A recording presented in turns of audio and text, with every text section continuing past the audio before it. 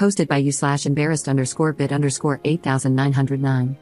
My husband is a transgender man, and we've always wanted to start a family together. I have a huge fear of pregnancy, so he offered to carry the baby. It was an intense process. He had to stop taking testosterone for a long time, but he was amazing throughout the entire journey, and I did everything I could to help him feel more comfortable.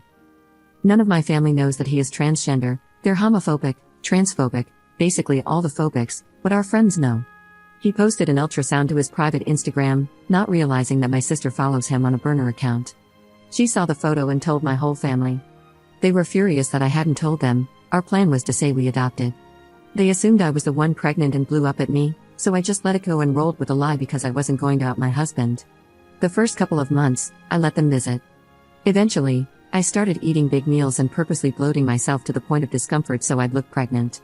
Around the 6-month mark, they started commenting on how remarkably small I was, but I just played it off. Eventually, I couldn't keep up the lie any longer, so I looked for every excuse in the book to avoid seeing my family. I turned down offers for baby showers, gender reveal parties, anything that would require us to be around them.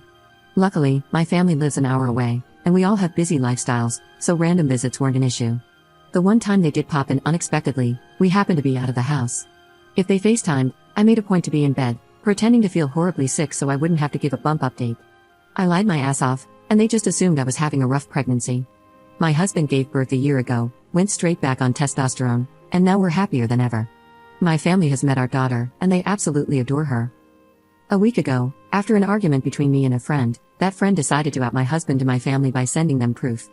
They created a group chat with everyone, posted screenshots, and shared the whole story. Then they added, "I'll leave you all to discuss," left the chat, and blocked both me and my husband.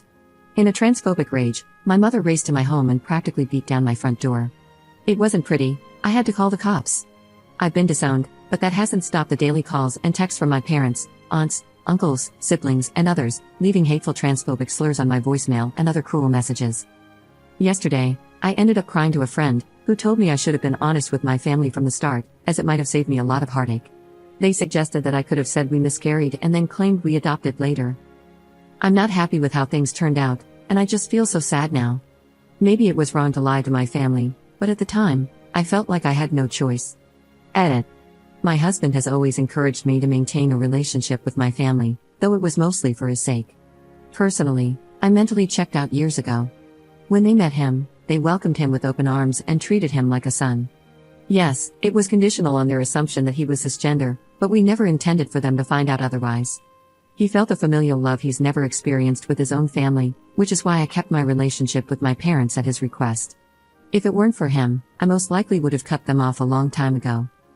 I'm sad that this has happened, but most of my sadness is for my husband rather than for myself. As for the friend who outed him, they're obviously no longer a friend and never will be again. The other friend who said I should have told the truth is on thin ice. Commenter. How did he hide his baby bump and other body changes from them? Ops response. He's a rather large guy, both tall and broad. Beneath baggy clothes, it was hard to tell he was pregnant until around the 7-month mark. He looked bigger up to that point, but he didn't look visibly pregnant, if that makes sense. Commenter. What was the fight between the ex-friend about?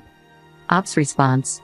The fight was about them becoming homeless and us not being able to help as much as they would have liked. They failed to pay their rent and wanted to move in with us because they were being evicted. I said no because this person is unstable and drinks to the point of getting physical. Instead, I offered to help them find government housing for low-income earners, but that wasn't enough. They asked for money, and we said no. I'm fairly certain they were intoxicated when they created that group chat. Update 1 day later. I got caught up in some other stuff outside Reddit for a few hours. First, thank you all so much for the overwhelming amount of support and care. I wish I could reply to everyone. Y'all are right that my husband is one tough cookie, and he's too wonderful for his own good sometimes.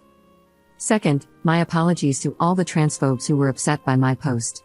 It must be horrible being so fragile. Get well soon. Third, after reading all of your comments, my husband and I decided that moving will be the best thing for us. It's scary because it's such a big change, and we'll be in an unfamiliar place, but we're looking forward to living in a more LGBTQIA+ friendly area. I've asked a friend to call in a welfare check on this ex-friend since they are technically missing, but I'm washing my hands of this whole situation and anything to do with this person. Again, thank you all so much for the love and support. Second update 3 months later. Hi all, it's been over 3 months since my post blew up on Ida. I messaged the mods for approval to provide an update, but unfortunately, that wasn't possible due to the controversial nature of my original post, which I completely understand. Firstly, thank you all for the support. I was absolutely blown away and never expected my post to gain as much attention as it did. Secondly, my husband, baby, and I are safe. We moved about 3 hours away from our old place, and we're very happy. We have much more space, which is both a blessing and a curse. It's a blessing because I finally have room for a home studio, and my husband has enough space for a workshop. It's a curse because there are more rooms to clean. The baby is thriving, and we've made new friends, including some with babies around the same age as ours.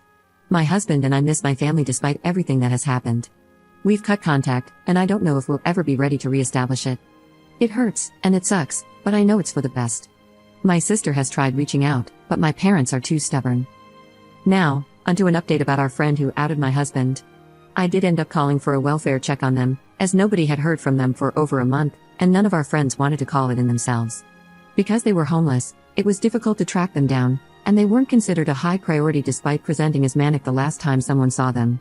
Unfortunately, their body was recovered a little over 2 weeks ago after their car was found. My husband and I were distraught and still don't feel like it's quite real. We attended their funeral and said our goodbyes. We are considering speaking to a grief counselor together, as we've experienced a lot of loss through this whole ordeal. So, that's about it. Not the happiest update, but I thought I'd hop on and share it anyway.